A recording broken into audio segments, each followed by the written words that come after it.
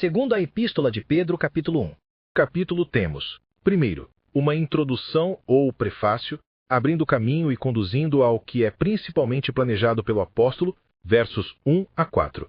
Segundo, uma exortação para avançar e melhorar em todas as graças cristãs, versos 5 a 7.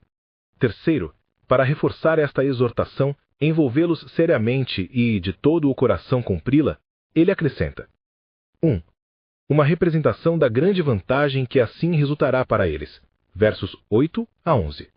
2. Uma promessa da melhor assistência, que o apóstolo foi capaz de dar para facilitar e encaminhar esta boa obra, versos 12 a 15. 3. Uma declaração da verdade e origem divina do Evangelho de Cristo, na graça da qual eles foram exortados a crescer e perseverar, a felicidade da Igreja. Verso 1. Simão Pedro, servo e apóstolo de Jesus Cristo, aos que conosco obtiveram fé igualmente preciosa na justiça do nosso Deus e Salvador Jesus Cristo. 2. Graça e paz vos sejam multiplicadas, no pleno conhecimento de Deus e de Jesus, nosso Senhor. 3.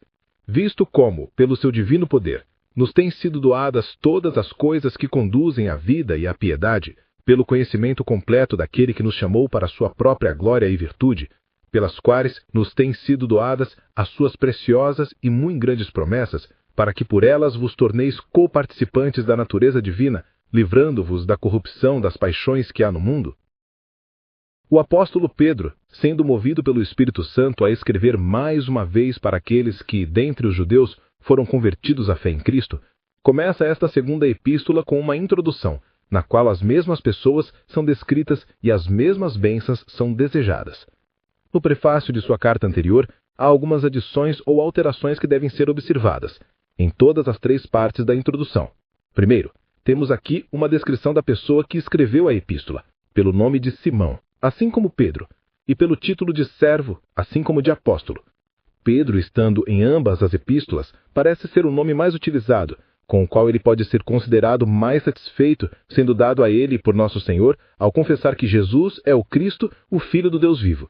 E o próprio nome significa e sela esta verdade como artigo fundamental, a rocha sobre a qual todos devem construir. Mas o nome Simão, embora omitido na epístola anterior, é mencionado aqui, para que a omissão total desse nome, que lhe foi dado quando ele foi circuncidado, fizesse com que os crentes judeus, todos zelosos da lei, ficassem com ciúmes do apóstolo, como se ele negasse e desprezasse a circuncisão. Ele aqui se autodenomina servo, assim como de apóstolo de Jesus Cristo. Nisso ele pode se gloriar como Davi faz, Salmo 116, versículo 16. O serviço de Cristo é o caminho para a mais alta honra, João 12, verso 26. O próprio Cristo é Rei dos reis e Senhor dos senhores, e a todos os seus servos constitui reis e sacerdotes para Deus, Apocalipse 1, verso 6. Quão grande é a honra de sermos servos deste Maestro sem pecado! É disso que não podemos nos envergonhar. Triunfar em ser servo de Cristo é muito apropriado para aqueles que estão engajando outros a entrar ou permanecer no serviço de Cristo. Segundo, temos um relato das pessoas a quem a epístola foi escrita. Elas são descritas na epístola anterior como eleitos, de acordo com a prescrição de Deus Pai, e aqui como tendo obtido fé preciosa em nosso Senhor Jesus Cristo, pois a fé aqui mencionada é muito diferente da falsa fé do herege, da fé fingida do hipócrita e da fé infrutífera do professante formal, por mais ortodoxo que seja. É a fé dos eleitos de Deus, Tito 1, verso 1, operada pelo Espírito de Deus em chamado eficaz. Observe. Primeiro, a verdadeira, salvífica fé é uma graça preciosa, e não apenas porque é muito incomum, muito escassa, mesmo na igreja visível, um número muito pequeno de verdadeiros crentes entre uma grande multidão de professantes visíveis, Mateus 22, verso 14. Mas a verdadeira fé é muito excelente, de grande utilidade e vantagem para aqueles que a possuem. O justo vive pela fé, uma vida espiritual verdadeiramente divina. A fé obtém todos os sustentos e confortos necessários desta excelente vida. A fé vai a Cristo e compra o vinho e o leite, Isaías 55, verso 1, que são os alimentos próprios da nova criatura. A fé compra e traz para casa o ouro provado, o tesouro celestial que enriquece. A fé toma e veste as vestes brancas, as vestes reais que vestem e adornam. Apocalipse 3, verso 18.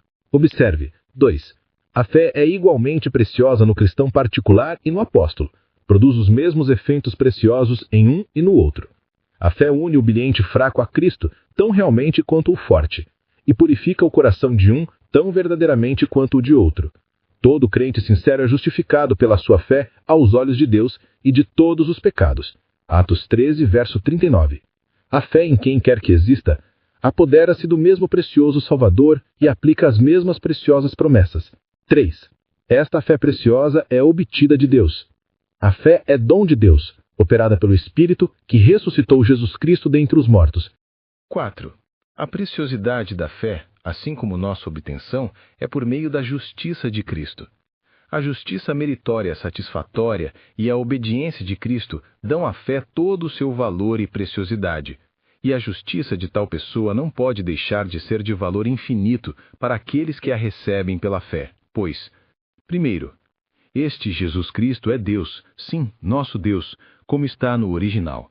Ele é verdadeiramente Deus, um ser infinito, que operou essa justiça, portanto deve ser de valor infinito.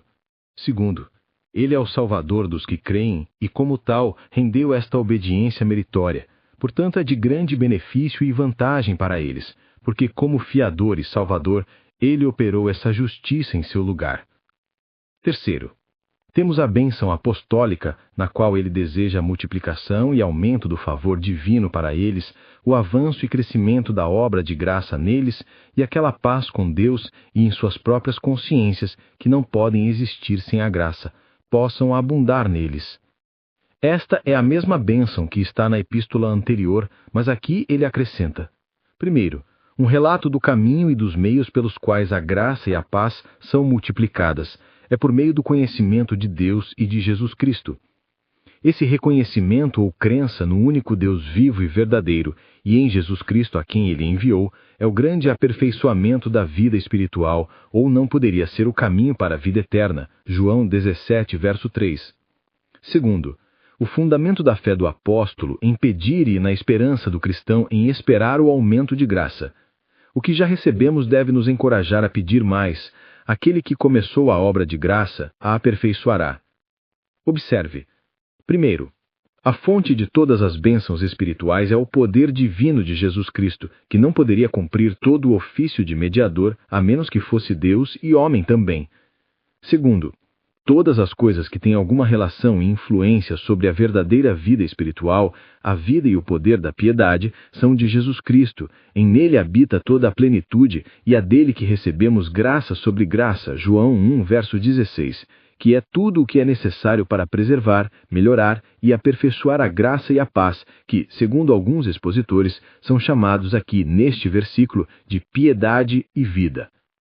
Terceiro, o conhecimento de Deus e a fé nele são o canal pelo qual todos os apoios e confortos espirituais são transmitidos a nós, então devemos possuir e reconhecer Deus como o autor de nosso chamado eficaz, pois assim ele é descrito aqui, aquele que nos chamou para a glória e virtude. Observe aqui. O desígnio de Deus ao chamar manos ou converter os pecadores é trazê-los à glória e à virtude, ou seja, paz e graça, como alguns a entendem, mas muitos preferem a tradução marginal, por glória e virtude, e assim temos o chamado eficaz, apresentado como a obra da glória e virtude, ou o poder glorioso de Deus, que é descrito em Efésios 1, verso 19. É a glória do poder de Deus converter pecadores. Este é o poder e a glória de Deus que são vistos e experimentados em seu santuário, Salmo 63, verso 2. Este poder ou virtude deve ser exaltado por todos os que são chamados das trevas para a maravilhosa luz, 1 Pedro 2, verso 9. No quarto versículo, o apóstolo prossegue encorajando sua fé e esperança na busca de um aumento de graça e paz, porque a mesma glória e virtude são empregadas e evidenciadas ao dar as promessas do Evangelho que são exercidas em nosso chamado eficaz. Observe. As coisas boas que as promessas do Evangelho trazem são extremamente grandes. O perdão do pecado é uma dessas bênçãos pretendidas aqui. Quão grande é isso, todos os que conhecem qualquer coisa do poder da ira de Deus prontamente confessarão. E esta é uma daquelas bênçãos prometidas em conceder o que o poder do Senhor é grande. Números 14, verso 17. Perdoar pecados que são numerosos e hediondos, cada um dos quais merece a ira e a maldição de Deus, e isto para sempre, É uma coisa maravilhosa, e assim é chamado. Salmo 119, verso 18. As bênçãos prometidas do Evangelho são muito preciosas. Como a grande promessa do Antigo Testamento é a semente da mulher, o Messias, Hebreus 11, 39. Assim a grande promessa do Novo Testamento é o Espírito Santo, Lucas 24, 49. E quão precioso deve ser o vivificante, esclarecedor e santificante Espírito. Terceiro, aqueles que recebem as promessas do Evangelho participam da natureza divina. Eles são renovados no espírito de sua mente, segundo a imagem de Deus em conhecimento, justiça e santidade. Seus corações estão voltados para Deus e para o seu serviço. Eles têm um temperamento divino e disposição de alma, ainda que a lei seja um ministério da morte e a letra mate, mas o Evangelho é o ministério da vida, e o Espírito vivifica aqueles que estão naturalmente mortos em delitos e secados. Quarto, aqueles em que o Espírito opera a natureza divina são libertados da escravidão da corrupção. Aqueles que são, pelo Espírito da graça, renovados no espírito de sua mente, são transportados para a liberdade dos filhos de Deus, porque é no mundo que reina a corrupção. Aqueles que não são do Pai, mas do mundo, estão sob o poder do pecado. O mundo jaz no maligno, João 5,19. O domínio que o pecado tem sobre os homens do mundo é por meio da concupiscência. Seus desejos são para ele, portanto ele os governa. O domínio que o pecado tem sobre nós é de acordo com o prazer que temos nele. Diligência espiritual, avanço em santidade. Verso 5. Por isso mesmo, vós, reunindo toda a vossa diligência, associai com a vossa fé a virtude. Com a virtude, o conhecimento. Com o conhecimento, o domínio próprio. Com o domínio próprio, a perseverança. Com a perseverança, a piedade. Com a piedade, a fraternidade. Com a fraternidade, o amor. Porque estas coisas, existindo em vós e em vós aumentando, fazem com que não sejais nem inativos, nem infrutuosos no pleno conhecimento de nosso Senhor Jesus Cristo. Pois aquele a quem estas coisas não estão presentes é cego, vendo só o que está perto, esquecido da purificação dos seus pecados de outrora. Por isso, irmãos, procurai com diligência cada vez maior confirmar a vossa vocação e eleição. Porquanto, procedendo assim, não tropeçareis em tempo algum, pois desta maneira é que vos será amplamente suprida a entrada no reino eterno de nosso Senhor e Salvador Jesus Cristo. Com estas palavras, o apóstolo chega ao principal objetivo desta epístola, excitá-los e engajá-los a avançar na graça e na santidade, tendo eles já obtido uma fé preciosa e se tornado participantes da natureza divina. Este é um começo muito bom, mas não é para descansar como se já fôssemos perfeitos. O apóstolo havia orado para que a graça e a paz fossem multiplicadas para eles, e agora ele os exorta a avançar para a obtenção de mais graça. Devemos, conforme tivermos oportunidade, exortar aqueles por quem oramos e estimulá-los a usar todos os meios adequados para obter o que desejamos que Deus lhes conceda. E aqueles que farão algum progresso na religião devem ser muito diligentes em seus esforços. Sem dar toda a diligência, não há ganho de terreno na obra de santidade. Aqueles que são preguiçosos nos negócios da religião não farão nada disso. Devemos nos esforçar se quisermos entrar pela porta estreita. Lucas 13, verso 24. Primeiro, aqui não podemos deixar de observar como o caminho do crente é traçado passo a passo. 1. Ele deve obter a virtude, pela qual alguns entendem justiça. Então, o conhecimento, a temperança e a paciência que se seguem, sendo unidos a eles, pode-se supor que o apóstolo os coloque na pressão após as 4 virtudes cardeais, ou os 4 elementos que compõem toda virtude, ou ação virtuosa.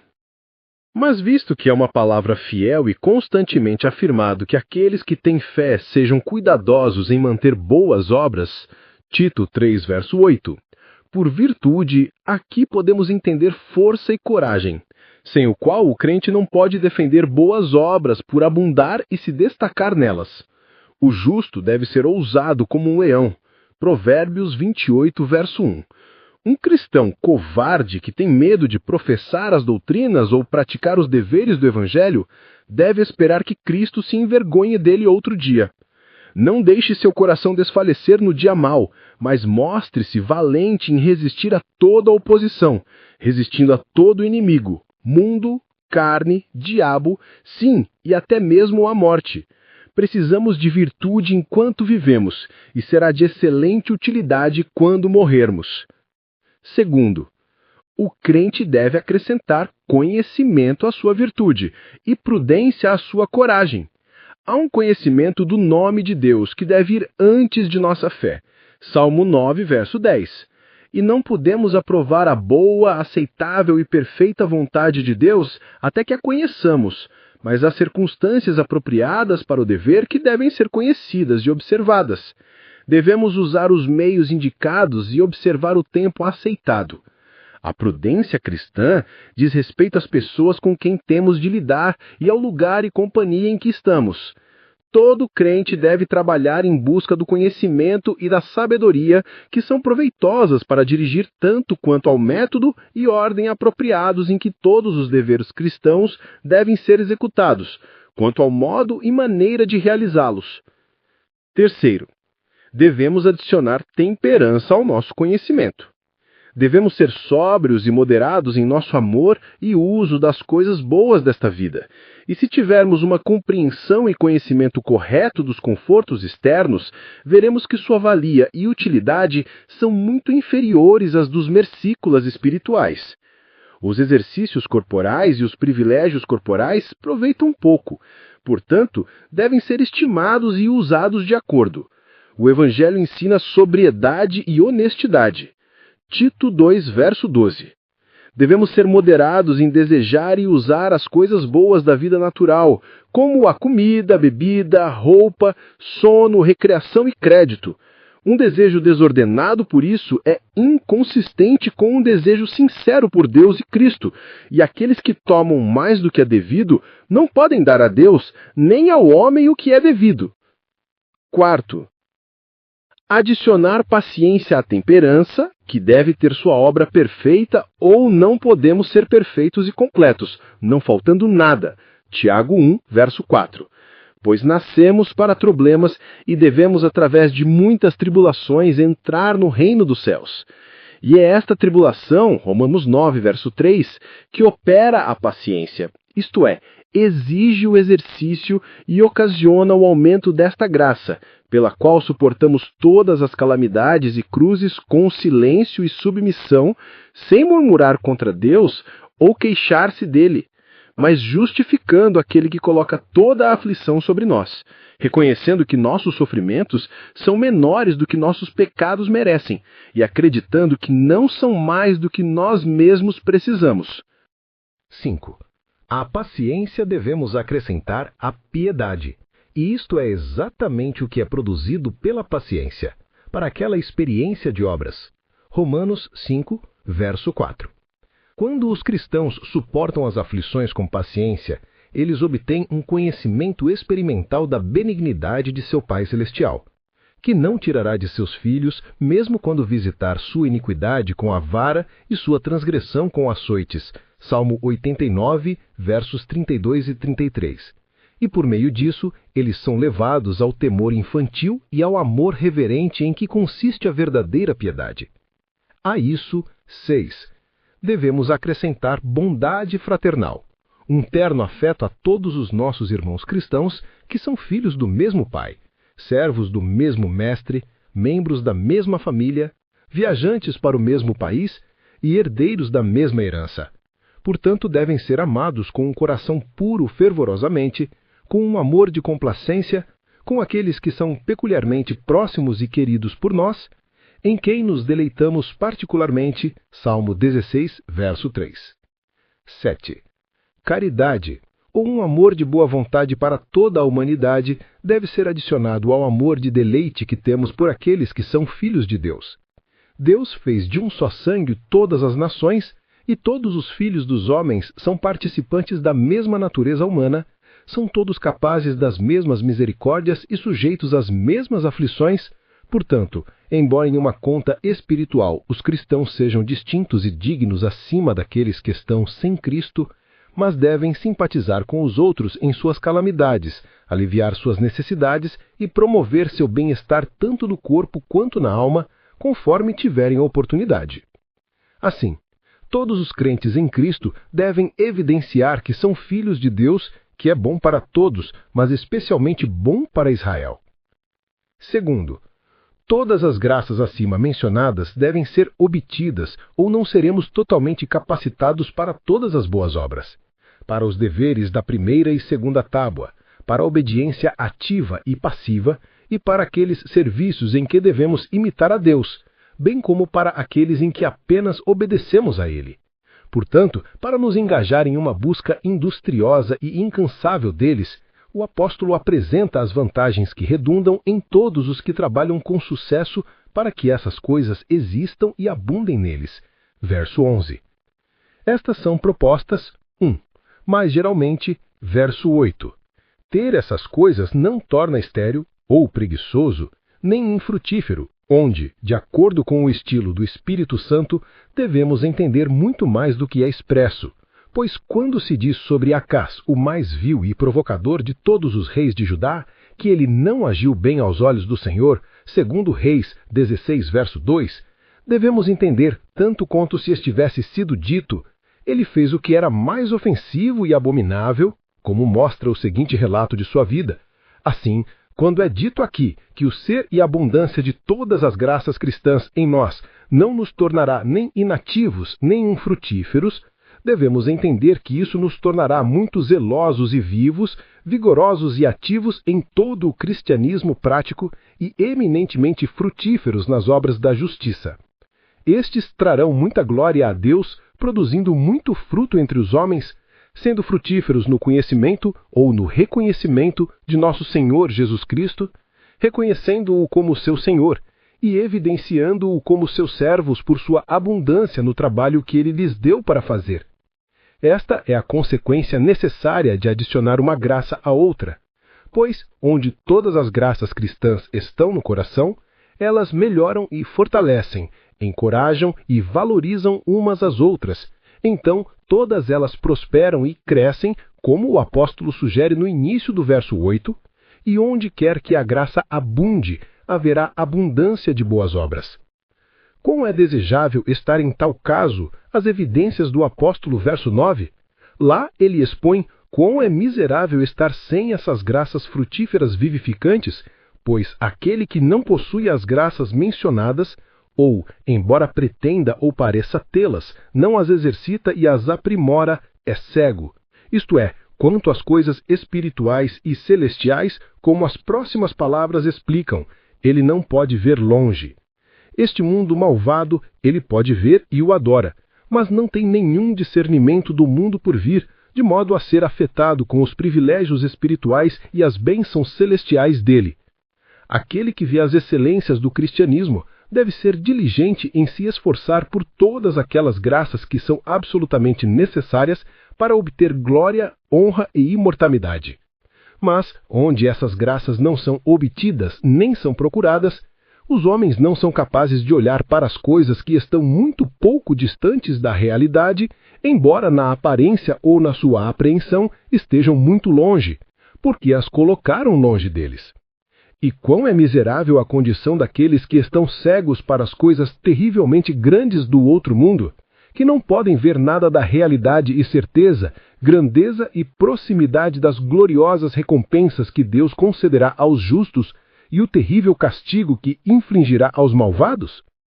Mas esta não é toda a miséria daqueles que não acrescentam à sua fé a virtude, o conhecimento, etc. Eles são tão incapazes de olhar para trás quanto para frente. Suas memórias são escorregadias e incapazes de reter o que é passado, pois sua visão é curta e incapaz de discernir o que é futuro. Eles se esquecem de que foram batizados, tinham os meios e estavam sob as obrigações de santidade de coração e vida. Pelo batismo, estamos engajados em uma guerra santa contra o pecado e solenemente obrigados a lutar contra a carne, o mundo e o diabo. Frequente, lembre e medite seriamente em seu compromisso solene de ser do Senhor e suas vantagens e incentivos peculiares para deixar de lado toda a imundícia da carne e do espírito. 2. O apóstolo propõe duas vantagens particulares que acompanharão ou seguirão a diligência no trabalho de um cristão: estabilidade na graça e uma entrada triunfante na glória. Estes, ele traz retomando sua exortação anterior e estabelecendo-a em outras palavras.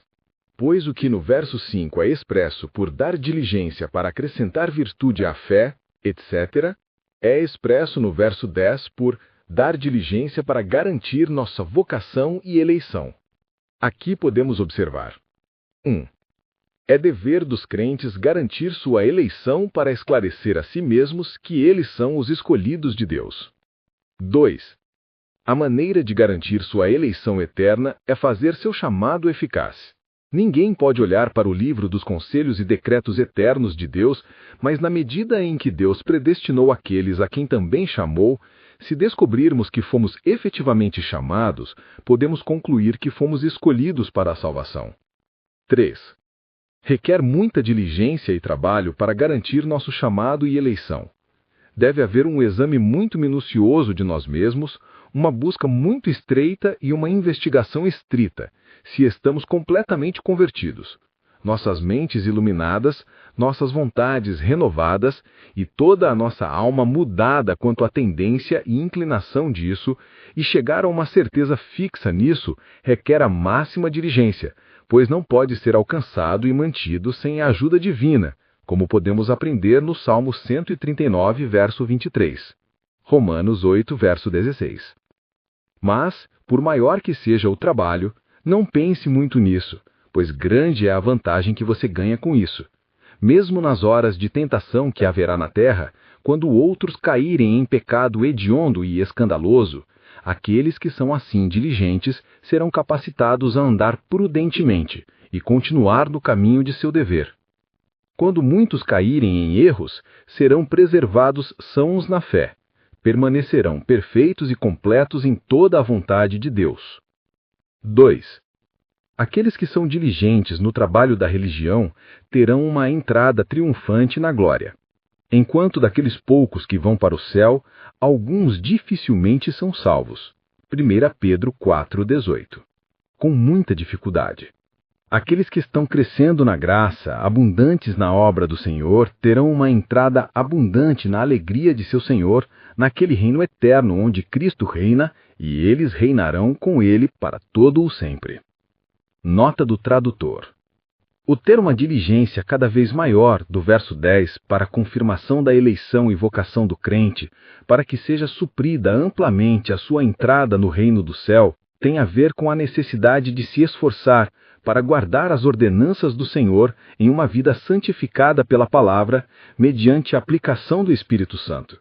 Pois o mundo, a carne e o diabo sempre estarão procurando ocasião para conduzir o crente para longe da obediência devida à vontade de Deus. Então, para que esta permanência no reino do céu seja mantida, sendo o reino de Cristo de paz, alegria, justiça, verdade e gozo no Espírito Santo, não será sem esforço que tudo isto poderá ser mantido, senão pelo exercício contínuo em se humilhar sob a potente mão do Senhor, para que sua vontade e não a nossa pecaminosa seja feita, para que sejamos constantes na vigilância e oração, na meditação e prática da palavra, etc. Não há outra forma para se vencer a carne, o diabo e o mundo. Devemos nos esforçar para que prevaleça a nova criatura e não o velho homem, do qual devemos nos despojar para nos revestirmos da nova. Esforços espirituais. Verso 12. Por esta razão, sempre estarei pronto para trazer-vos lembrados acerca destas coisas, embora estejais certos da verdade já presente convosco e nela confirmados. 13.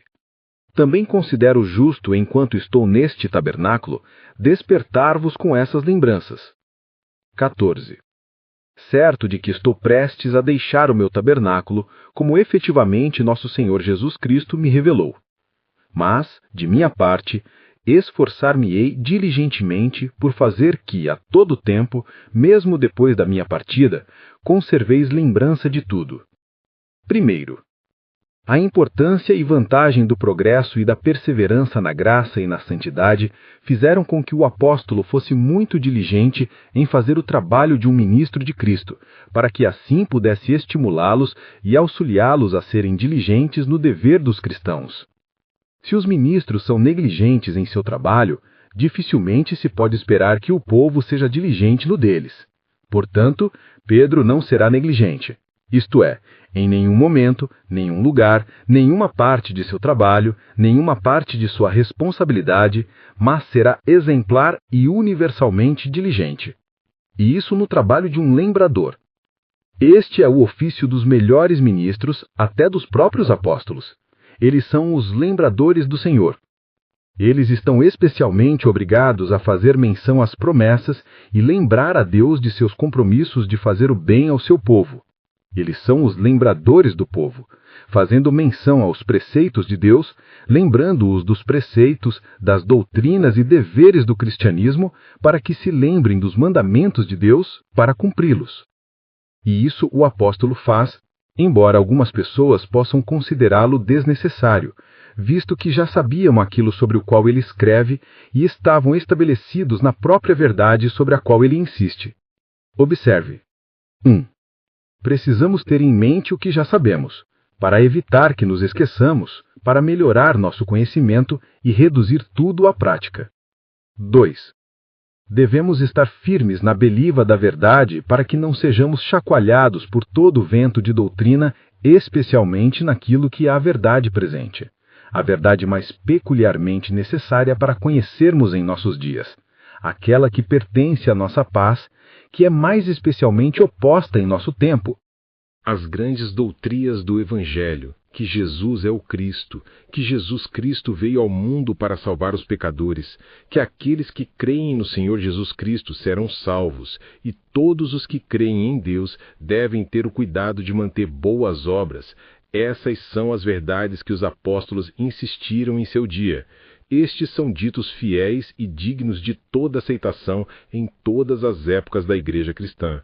E como estes devem ser constantemente afivados pelos ministros, Tito 3, verso 8, então as pessoas devem ser bem instruídas e estabelecidas nele, e ainda assim, depois de todas as suas realizações em conhecimento, devem ser lembradas de coisas que não podem ser conhecidas com muita clareza, nem acreditadas com muita firmeza. Os cristãos mais avançados não podem, enquanto estiverem neste mundo, estar acima das ordenanças nem além da necessidade dos meios que Deus designou e oferece. E se as pessoas precisam de ensino e exortação enquanto estão no corpo, é muito apropriado e justo que os ministros, enquanto estiverem neste tabernáculo, os instruam e exortem, e tragam à lembrança as verdades que eles têm ouvido anteriormente, sendo este o meio adequado para incitá-los a serem diligentes e vivos em um curso de obediência ao Evangelho. Segundo, o apóstolo, estando empenhado no trabalho, nos diz, verso 14, o que o torna sério neste assunto. Até mesmo o conhecimento que ele tinha, não apenas que certamente, mas também que em breve deveria deixar este tabernáculo. Observe. 1. O corpo é apenas o tabernáculo da alma. É uma estrutura média imóvel, cujas estacas podem ser facilmente removidas e suas cordas rompidas. 2. Este tabernáculo deve ser removido. Não devemos continuar por muito tempo nesta casa terrena. Assim como à noite tiramos nossas roupas e as deixamos, assim na morte devemos tirar nossos corpos, e eles devem ser colocados na sepultura até a manhã da ressurreição. 3. A proximidade da morte torna o apóstolo dirigente nos negócios da vida. Nosso Senhor Jesus havia mostrado a ele que o tempo de sua partida estava próximo, portanto ele se move com maior zelo e diligência, porque o tempo é curto. Ele deve ser removido em breve daqueles a quem escreveu, e sua ambição é que se lembrem da doutrina que lhes transmitiu. Depois que ele próprio fosse tirado deles, ele comete sua exortação por escrito. O apóstolo não tinha grande opinião sobre a tradição oral. Este não era um meio tão adequado para alcançar o fim que perseguia. Ele gostaria que eles sempre se lembrassem dessas coisas e não apenas para mantê-las em mente, mas também para mencioná-las, como as palavras originais importam. Os que temem ao Senhor fazem menção do seu nome e falam da sua benignidade. Esta é a maneira de espalhar o conhecimento do Senhor, e isso o apóstolo tinha no coração.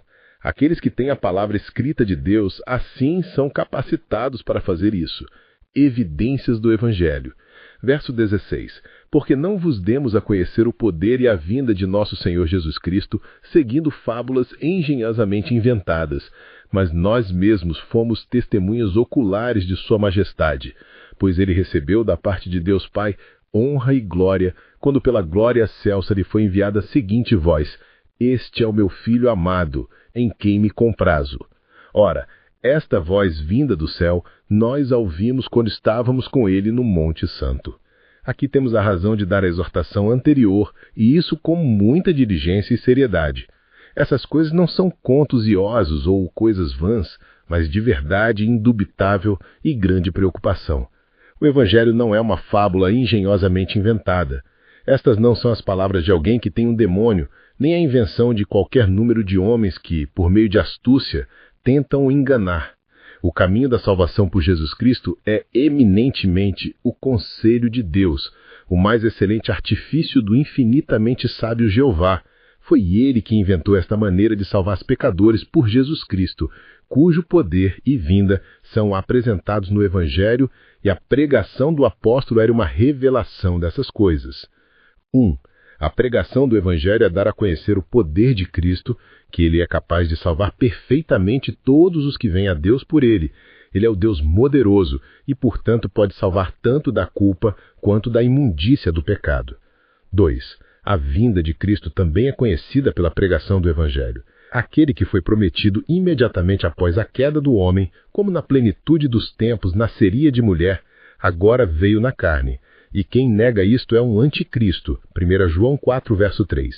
Ele é acionado e influenciado pelo espírito do anticristo, mas aqueles que são os verdadeiros apóstolos e ministros de Cristo, que são dirigidos e guiados pelo espírito de Cristo, evidenciam que Cristo veio de acordo com a promessa, pela qual todos os crentes do Antigo Testamento morreram na fé. Hebreus 11, 39. Cristo veio na carne. Na medida em que aqueles que se comprometem a salvar são participantes de carne e ossos, ele também participou do mesmo, para que pudesse sofrer em sua natureza e lugar, e assim fazer uma expiação. Esta vinda de Cristo, o Evangelho é muito claro e circunstancial ao ser apresentado. Mas há uma segunda vinda, que ele também menciona, que os ministros do Evangelho devem fazer conhecer, quando ele vier na glória de seu Pai, com todos os seus santos anjos, pois ele é designado a ser juiz tanto do vivo quanto do morto. Ele virá para julgar o mundo com justiça pelo Evangelho eterno, e nos chamará a prestar contas de todas as coisas feitas no corpo, sejam boas ou más. 3. Embora este Evangelho de Cristo tenha sido blasfemadamente chamado de fábula por um daqueles miseráveis que se chamam sucessores de São Pedro, no entanto, nosso apóstolo prova que é da maior certeza e realidade, visto que durante a morada de nosso bendito Salvador aqui, na terra, quando assumiu a forma de um servo e foi encontrado na forma de um homem, às vezes se manifestou como sendo Deus, e particularmente ao nosso apóstolo e aos 2 filhos de Zebedeu, que foram testemunhas oculares de sua majestade divina, quando foi transfigurado diante deles e seu rosto brilhou como o sol, e suas vestes eram brancas como a luz, extremamente brancas como a neve, de modo que nenhum lavandeiro na terra pode embranquecê-las. Estes, Pedro, Tiago e João, foram testemunhas oculares, portanto podem e devem atestar, pois certamente seu testemunho é verdadeiro, quando testemunham o que viram com seus olhos. Sim, e ouviram com seus ouvidos, pois além da glória visível com a qual Cristo foi investido aqui, na terra, havia uma voz audível do céu. Aqui observe. 1. Que declaração graciosa foi feita. Este é o meu Filho amado, em quem me comprazo. A melhor voz que já veio do céu à terra. Deus está satisfeito com Cristo e conosco nele. Este é o Messias prometido, por meio de quem todos os que nele crerem serão aceitos e salvos. 2. Esta declaração é feita por Deus Pai, que assim reconhece publicamente seu Filho, mesmo em seu estado de humilhação, quando ele estava na forma de servo. Sim, proclama que ele é seu Filho amado, quando ele está nessa condição baixa. Sim, as circunstâncias humildes e baixas de Cristo estão tão longe de abater o amor do Pai por ele, que o fato de ele entregar sua vida é considerado uma razão especial do amor do Pai. João 10, verso 17. 3. O objetivo dessa voz era fazer nosso Salvador alguém singular, enquanto estava aqui embaixo. Ele recebeu honra e glória de Deus Pai. Esta é a pessoa a quem Deus se deleita em honrar. Assim como ele exige que demos honra e glória a seu Filho, confessando que ele é nosso Salvador, ele também dá glória e honra a nosso Salvador, declarando que ele é seu Filho. Assim que esta declaração é de Deus Pai, que assim reconhece publicamente seu Filho, mesmo em seu estado de humilhação, quando ele estava na forma de servo. Sim, proclama que ele é seu Filho amado, quando ele está nessa condição baixa. Sim, as circunstâncias humildes e baixas de Cristo estão tão longe de abater o amor do Pai por ele, que o fato de ele entregar sua vida é considerado uma razão especial do amor do Pai. João 10, verso 17. 4. Esta voz é do céu, chamada aqui de glória excelente, que ainda reflete uma glória maior sobre nosso bendito Salvador.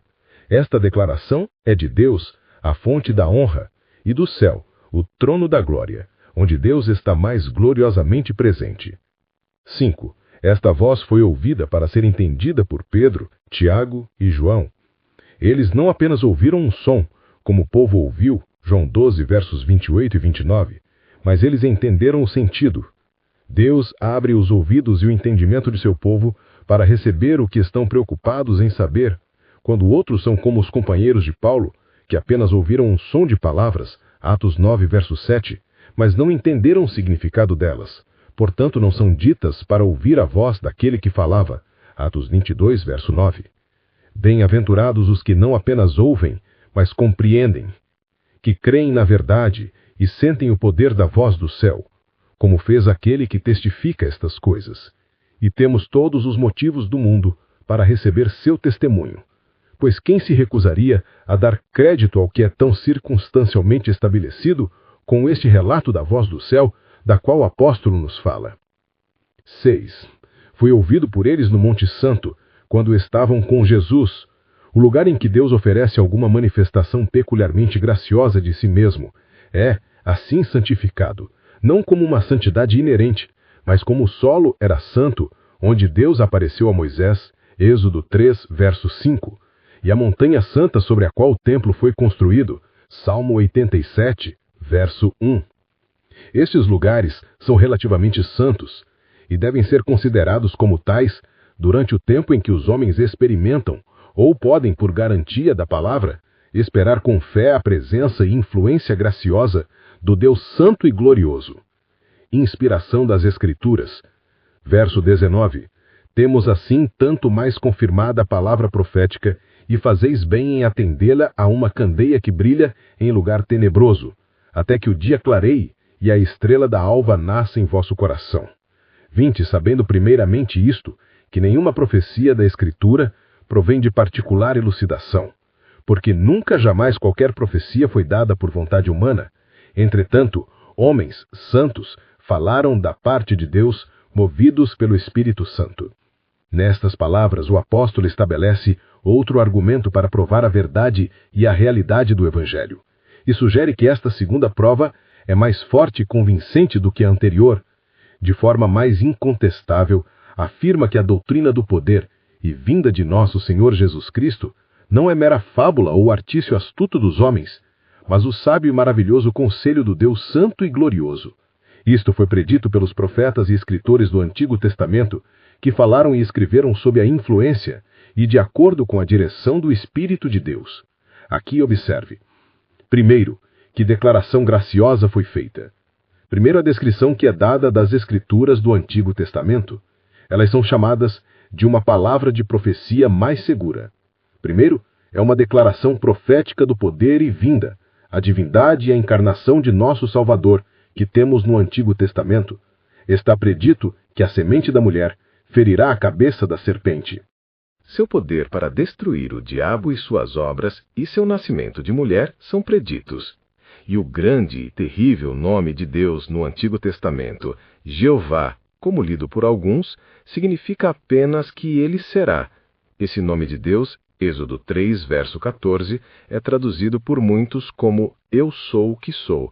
E assim entendidos, eles apontam para a encarnação de Deus, para a redenção e salvação de seu povo como o que estava por vir. Mas o Novo Testamento é uma história daquilo de que o Antigo Testamento é uma profecia. Todos os profetas e a lei profetizaram até João, Mateus 11, verso 13. Os evangelistas e os apóstolos escreveram a história do que antes foi entregue como profecia. Agora, a realização do Antigo Testamento pelo Novo e a concordância do Novo Testamento com o Antigo são uma demonstração completa da verdade de ambos.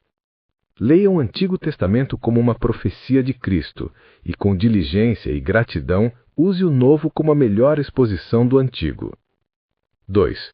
O Antigo Testamento é uma palavra de profecia mais segura. É assim para os judeus, que o receberam como oráculos de Deus. Os profetas seguintes confirmaram o que havia sido entregue por aqueles que vieram antes. Essas profecias foram escritas por ordem expressa e preservadas pelo cuidado especial. Muitas delas cumpridas pela maravilhosa providência de Deus, portanto eram mais certas para aqueles que o tempo todo receberam e leram as Escrituras do que o relato do apóstolo sobre essa voz do céu. Moisés e os profetas convencem mais poderosamente do que os próprios milagres. Lucas 16, verso 31. Quão firme e segura deve ser nossa fé, que tem uma palavra tão firme e segura para descansar. Todas as profecias do Antigo Testamento são mais seguras para nós que temos a história do cumprimento mais exato e minucioso delas. 2. O encorajamento que o apóstolo nos dá para examinar as Escrituras. Ele nos diz: fazemos bem se prestarmos atenção a elas. Isto é, aplicar nossas mentes para entender o sentido e nossos corações para acreditar na verdade desta palavra segura. Sim, nos curvar a ela, para que possamos ser moldados e formados por ela. A palavra é aquela forma de doutrina na qual devemos ser lançados. Romanos 6, verso 17. Aquela fórmula de conhecimento. Romanos 2, verso 20. Pelo qual devemos regular nossos pensamentos e sentimentos, nossas palavras e confissões, toda a nossa vida e conduta.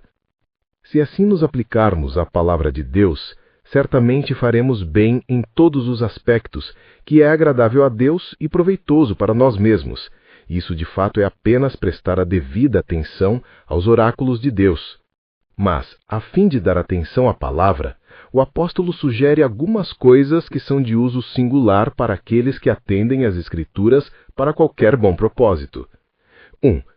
Eles devem considerar e usar a Escritura como uma luz que Deus enviou e estabeleceu no mundo para dissipar as trevas que estão sobre a face de toda a terra. A palavra é uma lâmpada para os pés daqueles que a usam corretamente. Isso revela o caminho em que os homens devem andar. Este é o meio pelo qual chegamos a conhecer o modo de vida. 2. Eles devem reconhecer sua própria escuridão. Este mundo é um lugar de erros e ignorância, e todo homem no mundo está naturalmente sem o conhecimento necessário para alcançar a vida eterna. 3. Se alguma vez os homens se tornaram sábios para a salvação, é pelo brilho da luz de Deus em seus corações. As noções naturais de Deus não são suficientes para o homem caído, que, na melhor das hipóteses, realmente sabe muito menos, mas precisa saber muito mais de Deus do que Adão enquanto continuava inocente. 4. Quando a luz da Escritura, lançada na mente cega e no entendimento obscuro pelo Espírito Santo de Deus, então o dia espiritual amanhece e a estrela do dia surge naquela alma.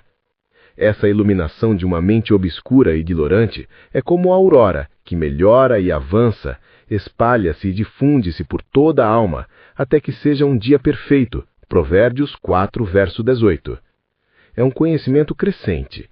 Aqueles que são assim iluminados nunca pensam que sabem o suficiente, até que venham a conhecer como são conhecidos. Dar atenção a esta luz deve ser interesse e dever de todos, e todos os que praticam a verdade veem a esta luz, sendo que os maldosos se mantêm afastados dela. 3. O apóstolo estabelece uma coisa como previamente necessária para que demos atenção às Escrituras e nos beneficiemos delas, isto é, o conhecimento de que toda profecia é de origem divina. Agora, esta importante verdade ele não apenas afirma, mas aprova. 1. Observe que nenhuma profecia da Escritura é de interpretação particular ou de sua própria opinião, uma explicação da sua própria mente, mas a revelação da mente de Deus. Esta foi a diferença entre os profetas do Senhor e os falsos profetas que estiveram no mundo. Os profetas do Senhor não falaram nem fizeram coisa alguma de sua própria mente, como Moisés, o chefe deles, diz expressamente, Números 16, verso 28. Eu não fiz nenhuma das obras, nem entreguei nenhum dos estatutos e ordenanças da minha própria mente. Mas os falsos profetas falam uma visão de seu próprio coração e não da boca do Senhor. Jeremias 23, verso 16. Os profetas e escritores das Escrituras falaram e escreveram qual era a mente de Deus. E embora, quando sob a influência e orientação do Espírito, pode-se supor que eles estavam dispostos a revelar e registrar tal coisa, mas é porque Deus as teria falado e escrito. Mas, embora a Escritura não seja a efusão da opinião ou inclinação particular do homem, porém a revelação da mente e da vontade de Deus, todo homem privado deve pesquisá-la e chegar a entender seu sentido e significado. 2. Esta importante verdade da origem divina das Escrituras, que o que está contido nelas é a mente de Deus e não do homem, deve ser conhecida e aceita por todos os que derem ouvidos à palavra segura da profecia. Que as Escrituras são a palavra de Deus não são apenas um artigo da fé do verdadeiro cristão, mas também uma questão de ciência ou conhecimento. Como um homem não apenas acredita, mas sabe com certeza que essa mesma pessoa é seu amigo particular, em que ele vê todas as marcas e caracteres distintivos e peculiares de seu amigo, assim o cristão sabe que esse livro é a palavra de Deus, em e sobre o qual ele vê todas as marcas e caracteres apropriados de um livro divinamente inspirado. Ele prova uma doçura, sente um poder e vê uma glória verdadeiramente divina. 3. A divindade das Escrituras deve ser conhecida e reconhecida em primeiro lugar antes que os homens possam usá-las com proveito, antes que possam dar boa atenção a elas. Afastar nossas mentes de todos os outros escritos e aplicá-las de maneira peculiar a estes como a única regra certa e infalível requer necessariamente que estejamos totalmente convencidos de que estes são divinamente inspirados. 4. Vendo que é tão absolutamente necessário que as pessoas sejam totalmente persuadidas da origem divina da Escritura, o apóstolo, verso 21, nos conta como o Antigo Testamento veio a ser compilado e que, negativamente, não veio pela vontade do homem, nem as próprias coisas que estão registradas e compõem as várias partes do Antigo Testamento são opiniões de homens, nem foi a vontade de nenhum dos profetas ou escritores das Escrituras a regra ou razão pela qual qualquer uma dessas coisas foi escrita, que compõe o cânon da Escritura. 2. Afirmativamente, homens santos de Deus falaram, movidos pelo Espírito Santo. Observe. 1. Eles eram homens santos de Deus que foram empregados naquele livro que recebemos como a Palavra de Deus. Se Balaão e Caifás e outros que eram destituídos de santidade tiveram alguma coisa do espírito de profecia, ocasionalmente, essas pessoas não foram empregadas para escrever qualquer parte das Escrituras para uso da Igreja de Deus. Todos os escritores das Escrituras foram homens santos de Deus. 2. Esses homens santos de Deus foram movidos pelo Espírito Santo no que eles entregaram como a mente e a vontade de Deus. O Espírito Santo é o agente supremo. Os homens santos de Deus são apenas instrumentos. 1. O Espírito Santo inspirou e ditou a eles o que deveriam entregar da mente de Deus. 2. Ele os excitou poderosamente e efetivamente os engajou a falar e escrever o que havia colocado em suas bocas. 3. Ele os ajudou e dirigiu tão sabiamente e com cuidado na entrega do que haviam recebido dele, que foram efetivamente protegidos de qualquer erro ao expressar o que revelaram. De modo que as próprias palavras da Escritura devem ser consideradas as palavras do Espírito Santo, e toda a clareza e simplicidade, todo o poder e virtude, toda a elegância e propriedade das próprias palavras e expressões devem ser consideradas por nós como procedentes de Deus. Misture a fé, portanto, com o que você encontra nas Escrituras.